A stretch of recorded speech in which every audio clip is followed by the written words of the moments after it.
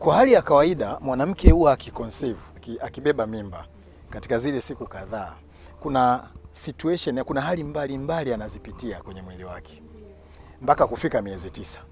Mwingine anaweza kuwa na hasira, mwingine anaweza kuwa na gubu lililozidi.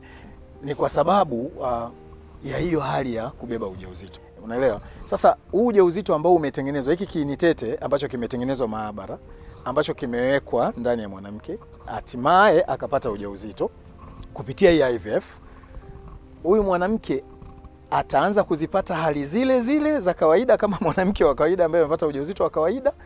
Na je, anatakiwa kuanza kliniki kwa mfumo ule ule au yeye yuko salama, yani anaweza kukaa tu namna gani? Na je, anaweza kupata hata miscarriage kama ambavyo huyu mwingine anapata? Hebu tupitishe katika hilo. Ni ujauzito ulio sawa kabisa na huu? Ndio. Kwanza hilo ni swali sahihi sana, kwa sababu watu huwa wanawaza kwamba teknolojia ya IVF inaleta mtoto aliyeteke zaidi kuliko mtu ambaye angekuwa au ujauzito ulioteke zaidi kuliko ujauzito wa mtu ambaye amepata kwa njia ya kawaida. Hapana.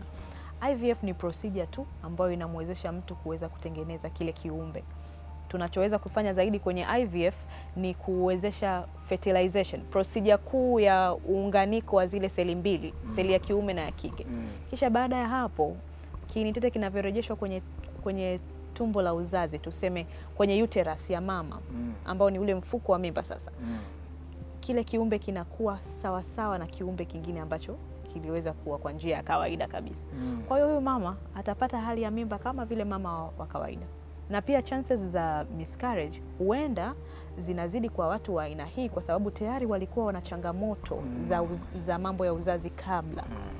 Kwa wanapaswa kuwa makini. Wanapaswa kuwa makini. Kwa hiyo kwa gestation period, tunaita kipindi hichi cha ujauzito wa huyu mama, huwa yuko kwenye uangalizi wa zaidi kwa sababu alikuwa tayari ana changamoto hapo mwanzo.